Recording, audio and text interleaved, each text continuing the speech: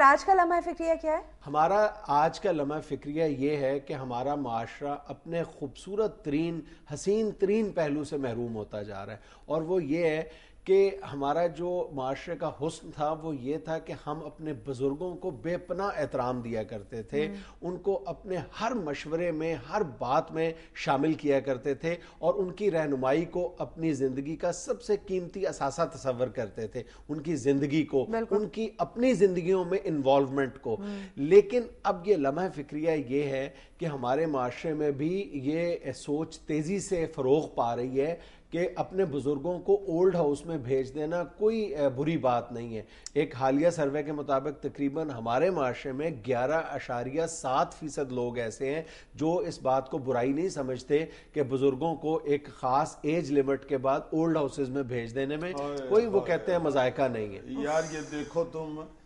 کچھ عرصہ پہلے تک ہم یورپ کے اس حرکت پر ان کو گالیاں دیتے تھے، بددعائیں دیتے تھے۔ ابھی تازہ ترین خبر یہ ہے کہ فیڈرل گورنمنٹ جو ہے وہ پہلے اس نے صوبائی دارالحکومتوں میں اولڈ ہاؤسز قائم کیے تھے، اب اس تجویز پر غور کیا جا رہا ہے بڑھتی ہوئی ضرورت کے پیش نظر کہ ضلعی مقامات پر بھی ایک ایک اولڈ ہاؤس جو ہے وہ تعمیر کیا جائے۔ اور پنجاب سوشل ویلفیئر ڈپارٹمنٹ کے تحت پہلے ہی جو عافیت کے نام سے 4 جو اولڈ ہاؤسز ہیں پہلے ہی کام کر رہے ہیں، ایدی فاؤنڈیشن کے تحت کئی اولڈ ہاؤسز کام کر رہے ہیں، تو اس کی ضرورت جو ہے وہ بڑھتی جا رہی ہے، اور ہمیں بہت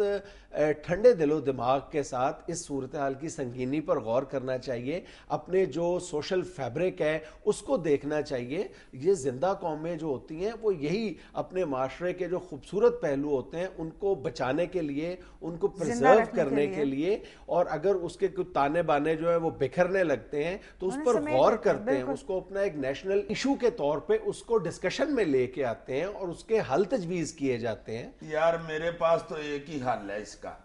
جو اللہ نہ کرے لاوارث بزرگ ہیں ان کے لیے تو چلو کوئی ایسا بندوبست کرنا چاہیے، اس کے ساتھ ساتھ جن لوگوں کے بچے ہیں اور وہ چھوڑ آتے ہیں ان کو اولڈ ہاؤسز میں، ان کے لیے ایک فورس بنانی چاہیے اور ان کو کاؤ کے ڈنڈے پکڑانے چاہیے۔ جو اس طرح کا بزرگ ہے نا اولڈ ہاؤس میں، اس کے گھر پہنچ جائے، مار مار ڈنڈے حشر کر دیں ان کا۔ ہم اپنے چھوٹے بچوں کے سامنے اپنے بزرگوں کی کوئی حد تک یا توہین کرتے ہیں، اور پھر اپنے بچوں سے یہ توقع لگا کے بیٹھے رہتے ہیں کہ بڑھاپے میں یہ ہمارا سہارا بنیں گے۔ اور یار بزرگ کو خاندان کا گھر کا ماتھا سمجھا جاتا تھا، جھومر سمجھا جاتا تھا۔ کوئی مہمان آتے تھے تو مجھے بڑی اچھی طرح یاد ہے کہ جا کے پہلے بزرگ کو ملاتے تھے کہ دادا جی کو سلام کر لیں جی، وہ وہی جو بزرگ ہیں ان کے بارے میں ہم نے یہ کہنا شروع کر دیا ہے کہ جی جو ان کی روک ٹوک ہے، حد سے زیادہ مداخلت ہے ہماری زندگیوں میں، یہ ہماری زندگیوں کو پرسنل لائفز کو متاثر کر رہی ہے۔ حالانکہ یہی جو روک ٹوک ہوتی تھی، یہی جو ان کے ہر کام میں مداخلت ہوتی تھی، یہی تو خوبصورتی ہوتی تھی۔ اللہ جانتے ہیں اتنی پریشانی اور اتنی مشکلات صرف اسی وجہ سے پیدا ہو گئی ہوئی ہیں کہ تجربہ کار جو لوگ ہیں، جو نصیحت کرنے والے ہیں، وہ ہم نے نکرے لگا دیے ہوئے ہیں یا اولڈ ہاؤسز کی طرف ٹور دیا ان کو۔ وہ بیٹھ کے بتاتے تھے کاکا تجربہ یہ کہتا ہے ایسے نہ کرو،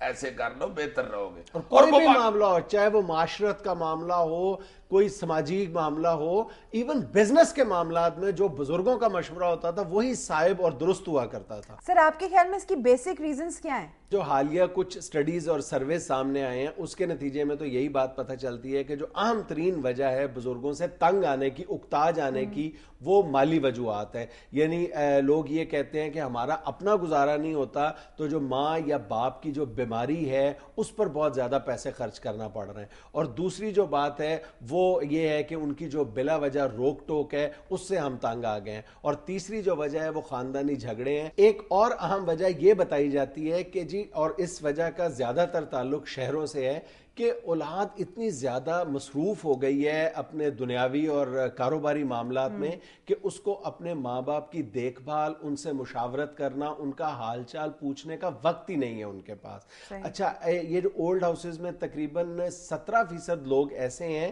جنہوں نے خود آپٹ کیا ہے اولڈ ہاؤسز میں جانا, اور ان کا کہنا یہ ہے کہ اپنے گھر کے اندر رہنا گھر سے باہر رہنے کے مترادف ہے, یعنی اولاد انہیں کسی بات میں شامل ہی نہیں سمجھتی, ان کو بالکل عضو ناکارہ سمجھ لیتی ہے. ایک اور جو وجہ, بڑی وجہ سامنے آتی ہے وہ یہ ہے کہ جیسے ہی باپ نے اپنی جائیداد کی تقسیم کا اعلان کر دیا, جائیداد تقسیم کر دی, تو اس کے بعد بھی بچے جو ہیں وہ اس باپ کو بالکل بیکار سمجھتے ہیں اور اس کو بوجھ تصور کرنے لگتے ہیں. حالانکہ جب ہم اپنے ماں باپ کے ساتھ یہی رویہ اختیار کرتے ہیں تو ایک لمحے کے لیے بالکل فراموش کر دیتے ہیں ہم یہ بات کہ ایک دن ہم نے بھی بیکار ہو جانا ہے. یار یہ تو تم چھوڑو, ہم جس کے امتی ہیں, رہتی دنیا تک جو ہمارا عظیم ترین قائد ہے, اس کی بات کے بعد تو ہمارے پاس کوئی کہنے کے لیے کچھ نہیں بچتا نا. رسول اللہ صلی اللہ علیہ وسلم کے پاس ایک شخص آتا ہے اور پوچھتا ہے کہ یا رسول اللہ, میرا باپ مجھ سے اپنا حصہ مانگتا ہے, اس کا حصہ کیا بنتا ہے؟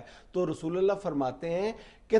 جو کچھ ہے اسی کا ہے, تمہارا اپنا کیا ہے, تم تو خود اپنے نہیں ہو. کیا فلسفہ ہے یار. ویسے جو جتنی بھی تم نے ریزن بتائی ہیں نا,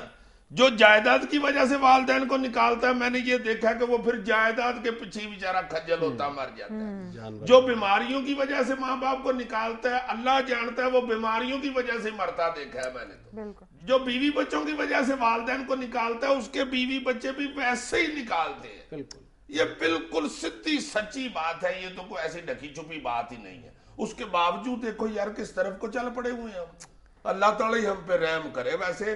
حرکتیں ہماری رحمت وصول کرنے والی نہیں رہ گئی ہیں. بالکل صحیح. ناظرین یہاں ہم لیتے ہیں ایک چھوٹی سی بریک, ہمارے ساتھ رہیے گا.